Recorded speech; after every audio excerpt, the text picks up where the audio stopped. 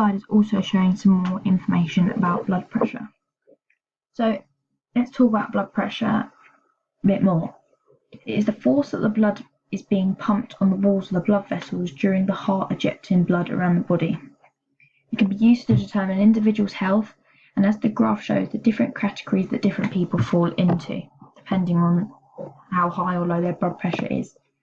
People with low hypertension can become significantly worrying if their low blood pressure persists, as it can be a sign of a severe infection and compromise the blood flow to the major organs, which puts them at higher risk of developing strokes and heart conditions.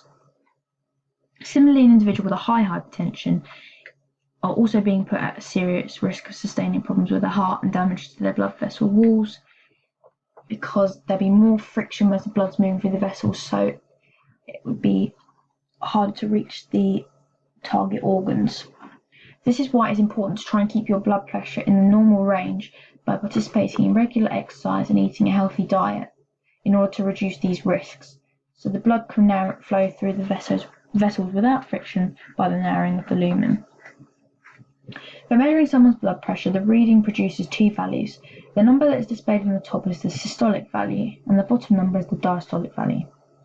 As we mentioned, the typical value for a healthy blood pressure is having a systolic value of around 120 or less, and the diastolic value around 80 or less. But athletes who train regularly have a lower blood pressure due to the long-term adaptations where their heart doesn't have to pump as hard to eject the same volume of blood. Therefore, it is a lower pressure. This is due to cardiac hypertrophy, which means the heart has increased in size. The mean arterial blood pressure as a response to dynamic exercise increases, which causes an increase in the systolic levels, as shown by this graph. We have another equation which demonstrates the relationship between the variables. This is the idea that the cardiac output is in equilibrium with the mean arterial pressure, which is multiplied by the peripheral resistance. So as we can see in exercise, this participant's systolic blood pressure value is gradually increasing at a faster rate than does the diastolic value, which seems to remain at similar level and in fact actually decrease in exercise. So it's mainly the systolic value that increases in order to meet the responses of exercise, while the diastolic value remains at a similar level even when the intensity is increasing. So in terms of how the cardiac dynamics relate to sports, so here we're going to be talking about netball and rowing. So we first of all look at netball. The players in a netball team are obviously having to respond to the demands of exercise by increasing the blood flow to the muscles. The heart is specifically playing an important role by transporting this oxygen in the bloodstream around the body very quickly in order to supply the oxygen to the muscles that need it.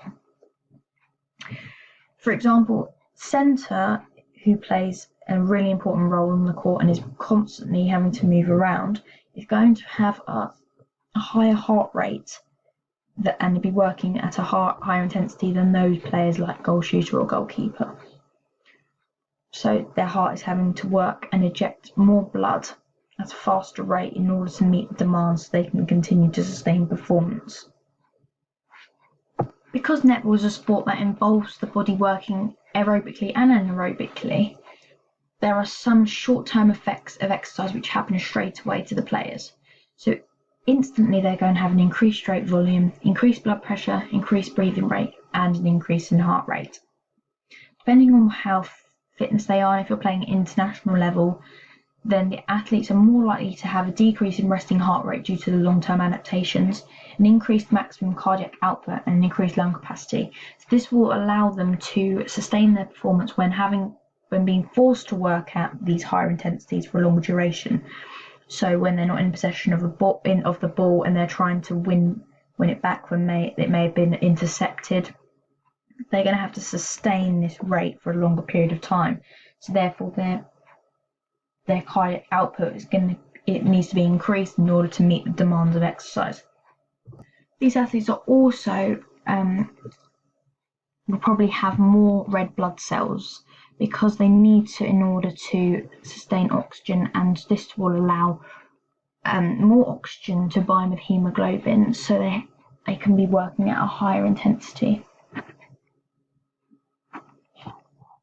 If we focus in more detail, so in the more anaerobic sort of phases of the game, where sprinting in order for an interception, or passing the ball even down the court in such an intense way using dodging and ways to get away from your opponent, is going to instantly increase the heart rate, increase the stroke volume in order to eject more blood, and therefore increase the cardiac output. And these athletes' heart rate will remain elevated after exercise, because due to the high intensity, it's going to take a longer period of time in order to repay that oxygen debt.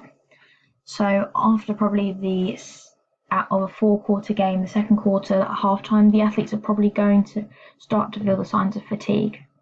So that in order to repay the oxygen debt by having a small break before coming back on the court is giving them time to replenish this debt.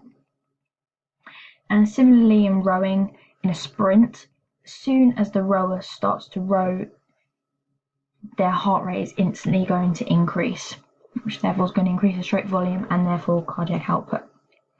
Once they get to a certain point also, they're going to start to feel the signs of fatigue, because their heart is trying to pump continuously at a fast rate in order to supply the oxygen to the muscles. So in order to complete the race.